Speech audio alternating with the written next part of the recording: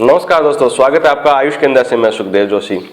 Friends, आज हम बात करने जा रहे हैं मिसकैरेज की।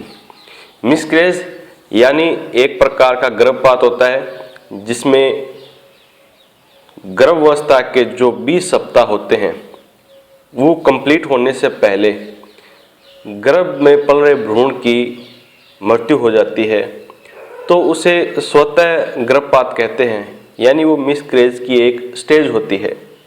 कुछ लोगों को ऐसा लगता है कि ये कुछ विपरीत जो परिस्थितियां होती है उसी वजह से ये प्रॉब्लम होती होगी, लेकिन दोस्तों ऐसा नहीं है। इस प्रॉब्लम के होने के भी कई कारण रहते हैं और इसको अलग अलग भागों में विभाजित भी किया गया है।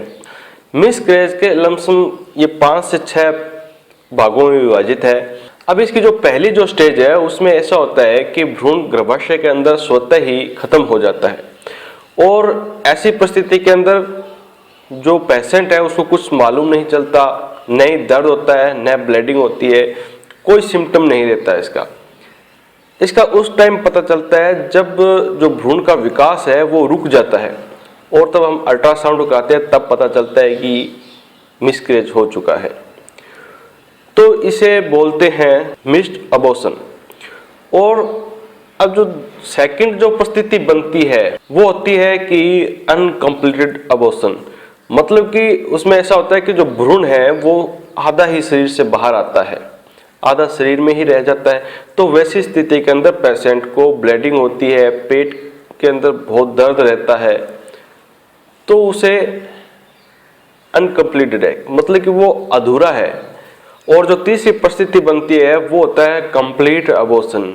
उसके अंदर भी व्यक्ति को ब्लीडिंग होती है, दर्द होता है, पेट के निचले हिस्से में बहुत भारी दर्द रहता है और जो भ्रूण होता है वो पूर्ण विकसित नहीं होता और समय से पहले ही वो गर्भ से बाहर आ जाता है, तो उसे कंप्लीट अबॉर्शन कहते हैं। इसके अलावा जो चौथी परिस्थिति है उसमें पेशेंट को ब्लीडिंग होती है और उसे जो गर्भाशय होता है उसकी ग्रीवा खुल जाती है और जो भ्रूण होता है वो बाहर आ जाता है।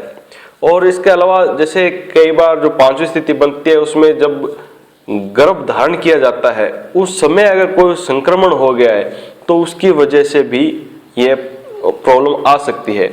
तो फ्रेंड्स, आज इसके हम कुछ पॉइंट है वो आपको बताने जा रहे हैं और बहुत अच्छा रिजल्ट रहेगा।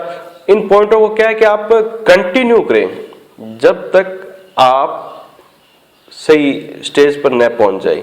मतलब कि कम से कम जो 20 सप्ताह है तो वो कम से कम आपको करने ही करने हैं। बहुत अच्छा ट्रीटमेंट रहेगा, अगर आप इसको लगातार करेंगे तो अच्छा रिजल्ट मिलेगा। तो चलिए दोस्तों, सबसे पहले हम देखते हैं कि वो पॉइंट कौन से और कैसे लगाने हैं।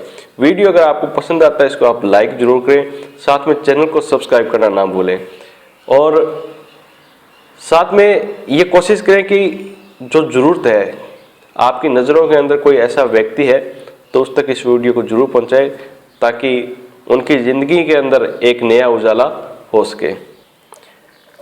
तो फ्रेंड्स, सबसे पहले जो पॉइंट लगाने हैं उनके हम डॉट के निशान लगा लेते हैं और उसके बाद आपको कनवाइज बताएंगे कि आपको क्या क्या ट्रीटमेंट करना है।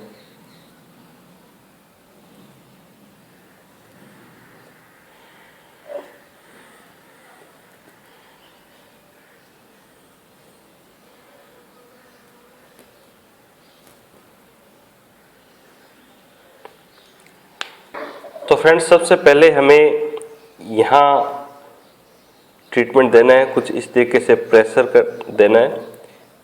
ये एक्यूप्रेशर का एक पार्ट है और सुजोग के अंदर यहाँ डिप ग्रंथियाँ आती है, गर्भाशय आता है। यहाँ हमें अच्छे से पहले हमें इस तरीके से रोज़ आप 4 से 5 मिनट तक अच्छे तरीके से प्रेस करेंगे। ये सेम पॉइंट हमें दोनों हाथों में इस जगह देना है, इतनी दूर ये हमें ट्रीटमेंट करना ही करना है। ये सबसे पहला काम इसका रहेगा। इसके बाद जो हमें ये वाला जो पार्ट आ रहा है इस पार्ट को इस तरीके से प्रेस करना है, इतना एरिया। ये पोर्शन हमें इस तरीके से 4 से 5 मिनट हल्के हाथ से प्रेशर देंगे। फिर ये 2 पॉइंट बनते हैं फ्रेंड्स, यहाँ किडनी का पार्ट है, ये लोकल पॉइंट है, बेसिक है फ्रेंड्स, ये बेसिक हमें देना है, ये किडनीज के पॉइंट हमें देने हैं दोनों तरफ। ये सारा सिस्टम हमें हाथों से प्रेस करना है। इसके बाद आते हैं हम इस पॉइंट पर। ये पॉइंट फ्रेंड्स एसपी का 4 नंबर पॉइंट है। इस पॉइंट को हम मैग्नेट से अगर ट्रीटमेंट कर रहे हैं तो मैग्नेट की जो येलो साइड है वो एनर्जी को बढ़ाती है यानी टोन करती है, और वाइट साइड एनर्जी को घटाती है यानी सेडेशन करती है। अब जो एसपी का 4 नंबर पॉइंट है फ्रेंड्स, इसको हमें करना है सेडेशन। तो क्या होगा कि मैग्नेट की वाइट साइड इस पर लगेगी और इस तरीके से हम इसको पेपर टेप की सहायता से टेप कर देंगे। और ये जो पॉइंट है वो कम से कम आपको 12 घंटे रखने हैं लगाने के बाद। ये हो गया। अब अगर इसी पॉइंट को आप गेहूं सीड से करते हो तो गेहूं सीड का जो नुकीला पार्ट है, जैसे ये जो लाइन बन रही है आप देख रहे हैं, इस लाइन को हम इस तरीके से रख लेंगे उल्टा, और जो गेहूं का मुंह बन रहा है यानी जो नुकीली साइड है उसको आप इस तरीके से रख देंगे कि जो नुकीली साइड है वो ऊपर की तरफ रहे, और इसको आप पेपर टेप से टेप कर देंगे। ये तो हुआ अपना 1 पॉइंट। आप मैग्नेट से भी कर सकते हैं और गेहूं सीड से भी कर सकते हैं। इसके साथ जो आपको ट्रीटमेंट देना है उसके लिए हमें चाहिए मटर सीड्स।